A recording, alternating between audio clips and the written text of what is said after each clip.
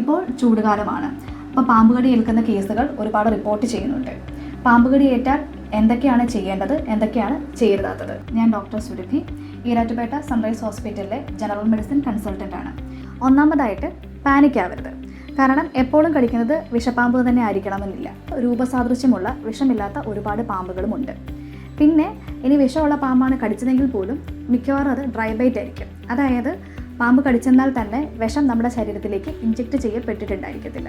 In case നമ്മുടെ ശരീരത്തിൽ venom അല്ലെങ്കിൽ വിഷം കയറിയിട്ടുണ്ടെങ്കിൽ തന്നെ നമ്മൾ പാനിക് ആകുമ്പോൾ നമ്മുടെ ഹാർട്ട് റേറ്റ് കൂടും, സർക്കുലേഷൻ സ്പീഡാകും. അങ്ങനെ വരുമ്പോൾ വെനം പെട്ടെന്ന് തന്നെ നമ്മുടെ ശരീരത്തിലേക്ക് സ്പ്രെഡ് ആകും. അതുകൊണ്ട് പാനിക് ആവാതിരിക്കുക. രണ്ടാമതായിട്ട് കടിയേറ്റ ഭാഗം അനക്കാതിരിക്കുക. കാരണം മൂവ്മെൻറ്റ്സ് വന്നു കഴിഞ്ഞ് കഴിഞ്ഞാൽ വെനം പെട്ടെന്ന് സ്പ്രെഡ് ആകും. അതുകൊണ്ട് ആ ഭാഗം മാക്സിമം അനക്കാതെ എത്രയും പെട്ടെന്ന് രോഗിയെ ആശുപത്രിയിലേക്ക് എത്തിക്കുക. പിന്നെ ഒരു കാര്യമാണ് പാമ്പ് കടിയേറ്റ ഭാഗത്തിന് മുകളിലായിട്ട് തുണിയോ അല്ലെങ്കിൽ ചരടോ ഒക്കെ കൊണ്ട് കെട്ടിവെക്കുന്നത്. ഇങ്ങനെ നമ്മൾ കെട്ടിവെക്കുന്നത് കൊണ്ട് ഒരിക്കലും ഈ വെനത്തിൻ്റെ സ്പ്രെഡ് എഫക്റ്റീവ്ലി നമുക്ക് സ്റ്റോപ്പ് ചെയ്യാൻ പറ്റത്തില്ല. അത് മാത്രമല്ല, ഇങ്ങനെ കെട്ടുന്നത് ടൈറ്റ് ആയി കഴിഞ്ഞ് കഴിഞ്ഞാൽ അതിൻ്റെ താഴേക്കുള്ള ഭാഗത്തേക്ക് രക്തയോട്ടം നിൽക്കും.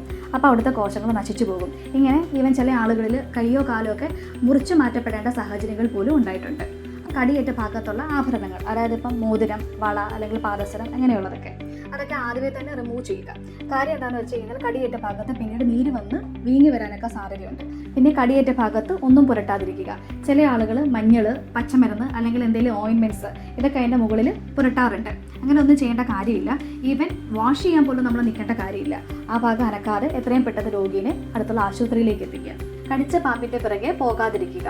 കാരണം ഏത് പാമ്പ് കടിച്ചു എന്നത് വെച്ചിട്ടല്ല, പാമ്പ് വിഷബാധ ഏറ്റതിൻ്റെ ലക്ഷണങ്ങൾ രോഗിക്കുണ്ടോ എന്ന് നോക്കിയിട്ടാണ് നമ്മൾ ആൻറ്റി സ്നേക്ക് വെനം കൊടുക്കണോ വേണ്ടയോ എന്ന് തീരുമാനിക്കുന്നത്. ലക്ഷണങ്ങൾ എന്ന് പറയുമ്പോൾ ചിലരിൽ അത് നാഡീവ്യൂഹത്തെ എഫക്റ്റ് ചെയ്യാം, ചിലവരിൽ രക്തം കട്ട പിടിക്കാതിരിക്കാം, ചിലവർക്ക് ഓർഗൻ ഫെയിലർ ഉണ്ടാകാം.